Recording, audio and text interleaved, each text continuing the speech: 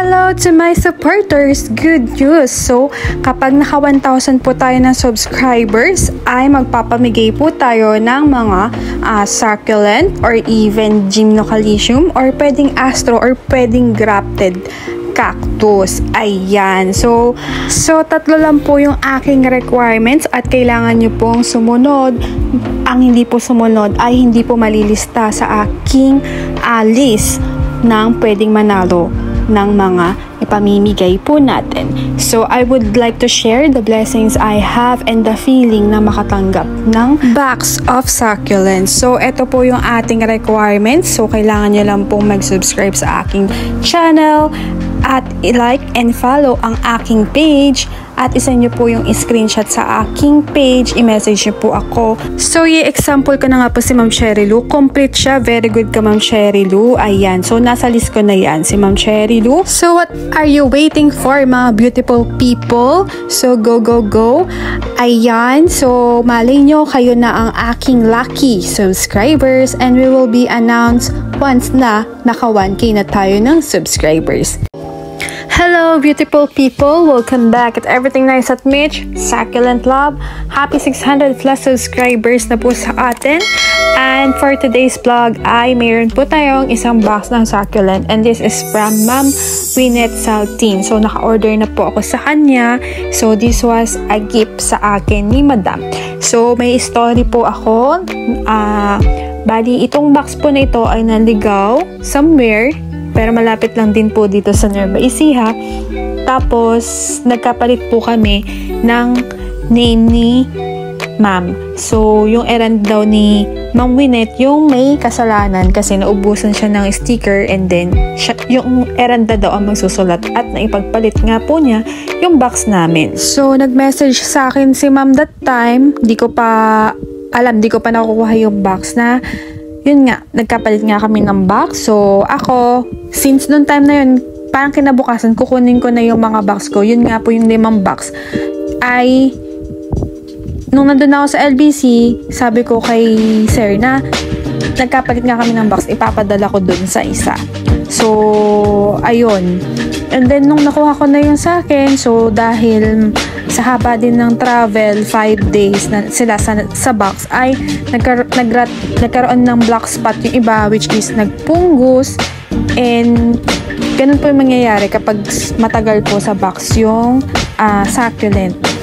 So, bilib din ako sa air dry ni Madam kasi maganda pa rin at colorful yung succulent at hindi siya ganun nagmashi. Merong isa, pero the rest, maganda pa rin yung kulay. Ang nag-etulate lang sa Leticia.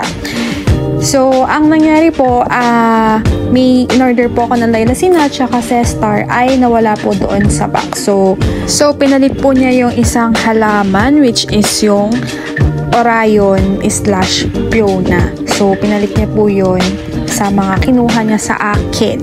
So, may pa-free din si seller na Purple Delight. Kasi sabi nga niya, gift nga niya sa akin yun. Dahil nga, nung nag-birthday ako, July din kasi si Ma'am. So, parang natuwa siya sa akin. Tapos, ayun. And then, syempre, pagka hindi sa inyo, wag niyong kunin, diba? Syempre, ang magagasgas dyan, yung name ni seller. Buti na lang kilala ko talaga sa seller na mabait naman talaga siya. At yung mga nasirang mga plants during sa haba ng pagka-deliver sa succulent ay papalitan ni Ma'am yung mga nasira. At nagkaroon ng punggos as well as yung kinuha niya sa akin. So, papalitan ni Ma'am, o diba?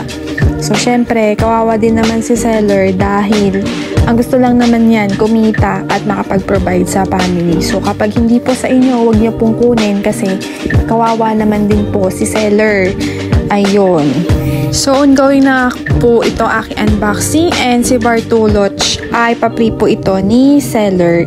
So, ayun, nakita nyo si Black Knight, diba? Very dark. Siguro kung nakita to nung kinuha din to.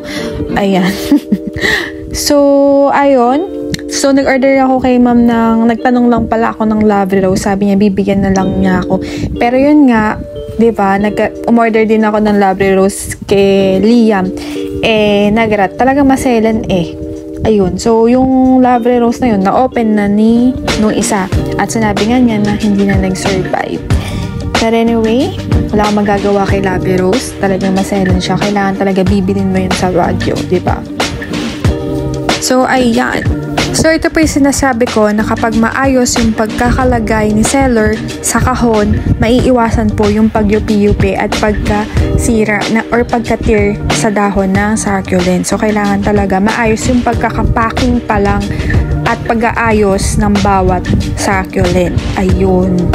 So, nakita nyo naman, di ba? Ang ganda pa rin ng succulent ni Madam. 5 days yan sa box at isa lang ang nag-etulate sa kanyang succulent.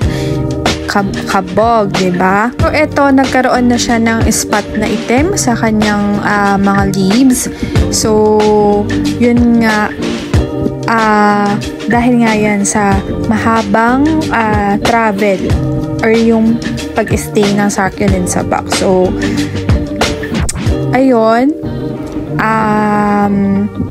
ito, pa-free ata ni Madam yun. Hindi ko alam kung si Korean Sweetie ba yun o si Paviola. Pero may binili akong Paviola. Kasi hindi ko alam yung isa eh. Para kasing Paviola din yung isa. Ayan. So, ito po ay si Cubic Cross. Nabili ko lang po siya ng 100k Madam. At tingnan nyo, ang ganda niya oh. Hindi siya nag-etulate. Hindi rin siya naglagas. Kasi yung nabili ko kay Juicy Zone ay nanilaw yung mga leaves. Ewan ko ba kung bakit ba ganun.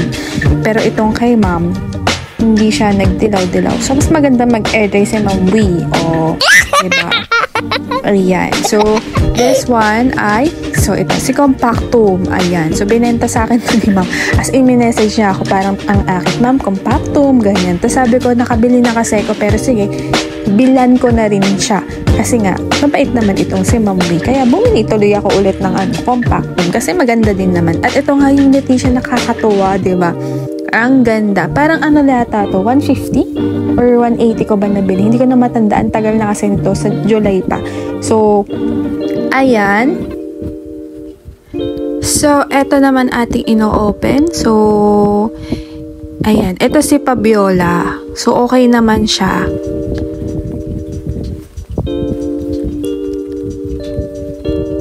Tapos, this one, ito, si Choco Bronze. Ayan.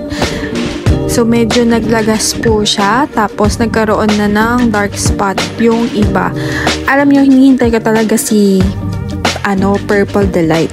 Tapos, sabi ko, akala ko nakalimutan ni Ma'am si Choco Bronze. So, si Purple Delight pala. Yung pala, kinuha na ng iba.